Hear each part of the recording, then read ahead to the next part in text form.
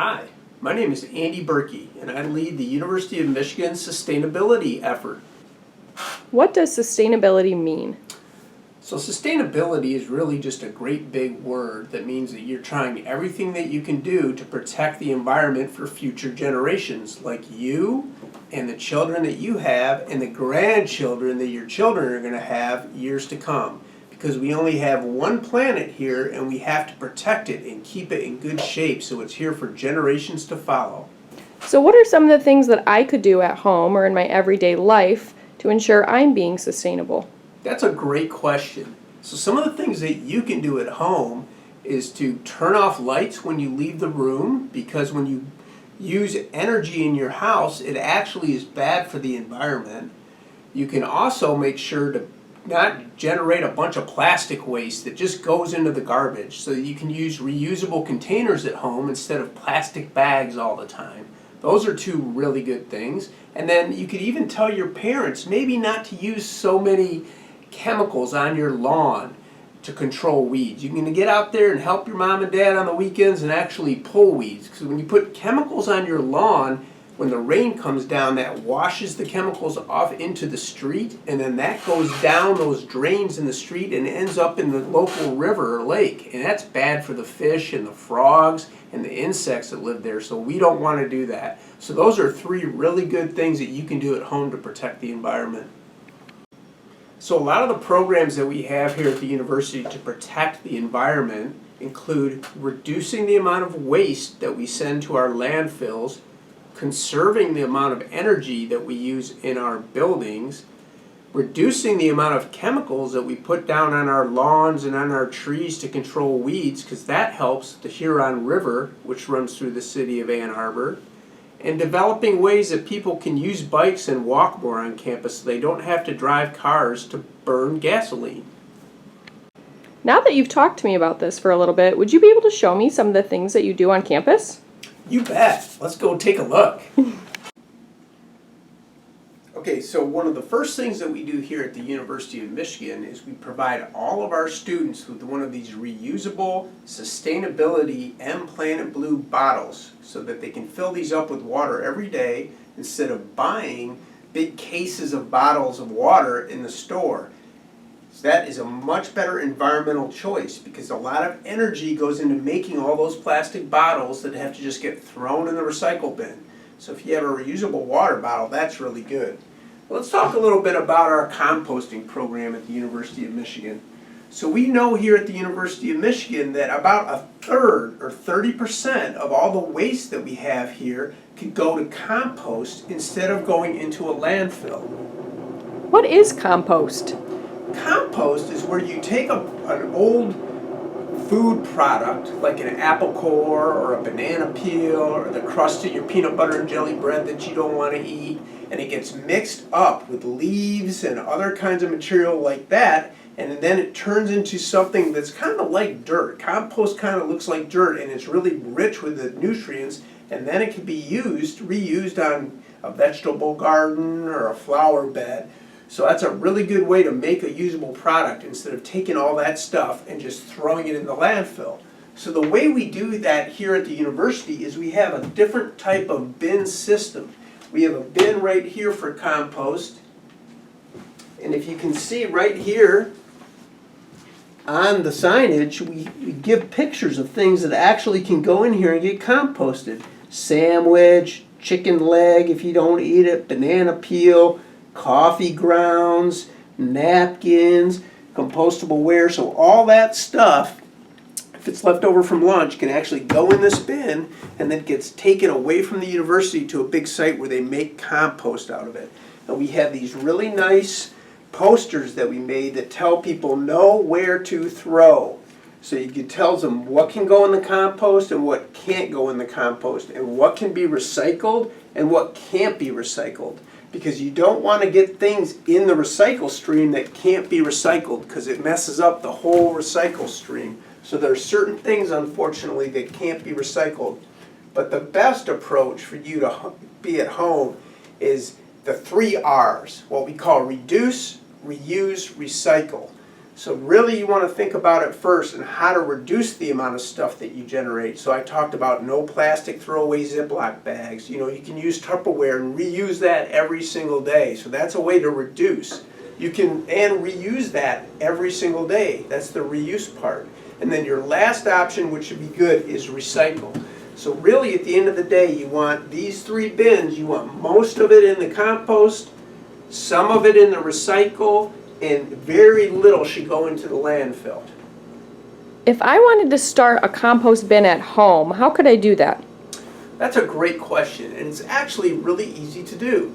All you have to do is go to a big store like Lowe's or Home Depot, or you can even make something of your own at home that's kind of a big square, and it goes in the backyard somewhere of your house, and it has holes in the side so air can get in there.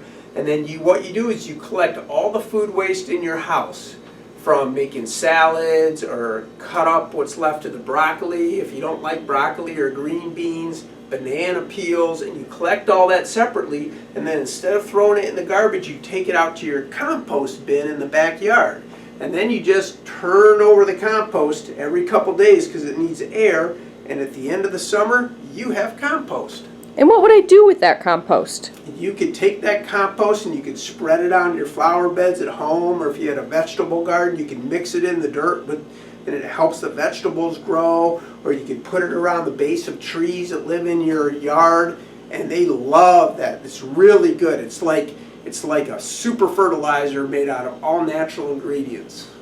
What do you do on campus with the finished compost product? That's a really good question. We take the finished compost product and we take it out to our campus farm.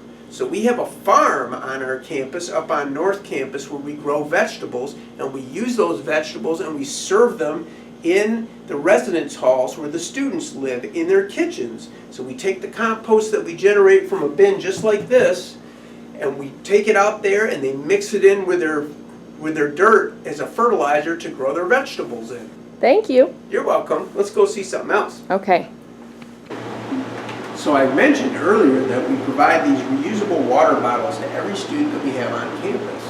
And we really make it easy for them because we put these really nice water refill stations all over campus. So all you have to do is take your bottle, put it right up here, and look at that. It fills it with really good filtered water. And the other really neat thing about this is there's a counter right up here that tells you how many times this water refill station has been used. And this counter says 6,337. So people have filled 6,337 bottles full of water instead of buying all those from the store. Isn't that great? So let's go right now to take a look at some really neat solar panels that we have on campus, which is a renewable energy system. So the solar panels are going to collect sunlight and create energy from that sunlight. It's a great system, and it really protects the environment because you're not burning a fossil fuel like coal or natural gas, which is bad for the environment to produce electricity. So let's go check them out.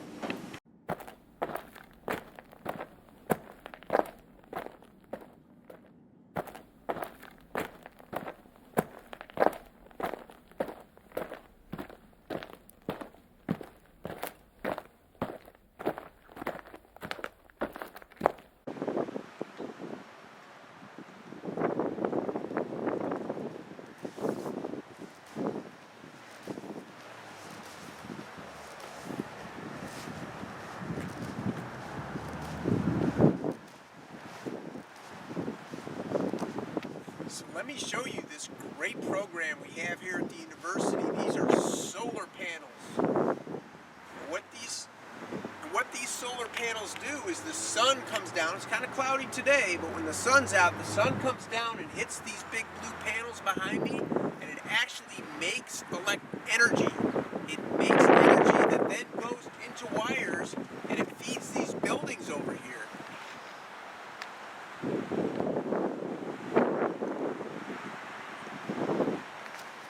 So instead of having to buy electricity to heat your home, and often the electricity that you have to buy to turn on the lights in your home is actually produced by burning a fossil fuel like natural gas or coal. And when you burn those things like natural gas and coal, it puts emissions, carbon dioxide, up into the atmosphere, which creates global warming and climate change. That's a bad thing. Whereas these solar panels are called renewable energy because all it's doing is taking the natural energy of the sunlight and it's making electricity that way. So there are zero emissions when you have electricity produced by solar panels. So that's a great program we have here on the university that helps light some of our buildings, and we want to see more of that here in the state of Michigan. How much does it cost to install solar panels? So solar panels can be pretty expensive depending on the size of the system. So you could have solar panels on the roof of your house at home, and that may cost something like $10,000 to $20,000. It would provide enough electricity to turn all the lights on in your house all the time. And a system this big that generates enough electricity to power several of these buildings for a whole year costs a lot of money. It costs over $1 million. But these solar panels will last over 20 years before they have to be replaced. So it actually makes a lot of sense for us to do this. So solar panels seem like a really great way to save energy. How else might I be able to save energy at home if I don't have solar panels? So really the best thing you can do at home is just to reduce the amount of energy that you use in your home. So if you don't have solar panels, just doing things like turning off lights when you leave rooms, making sure that you don't need lights on all the time, turning your thermostat down a little bit in the winter and wearing a sweater inside the house instead of keeping your house really warm conserves a lot of energy as well. And the same in the summer. Instead of having the air conditioning blasting all summer long, just try to turn the temperature up a little bit and wear a t-shirt inside the house. Those things to conserve the amount of energy that you use in your house will actually help the environment quite a bit.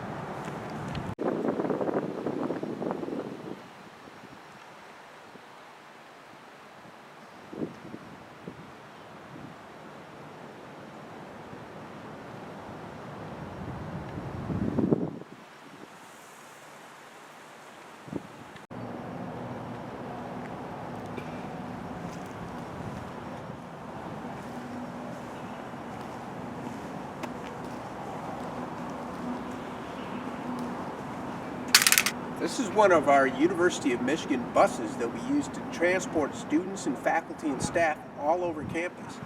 This bus is different than a lot of buses that you see in cities because it's a hybrid, electric, clean mobility bus. So what does that mean? That means instead of just burning straight gasoline in this bus to make it go, it actually has a battery inside of it. When it goes down the road, and the engine turns, it charges that battery automatically, and that battery helps move the bus. So it really reduces the amount of gasoline that we have to burn to transport students all over campus, and it's a much cleaner bus than what you see all over in cities most of the time. But we have a lot of these on campus. Here's another one right here next to it.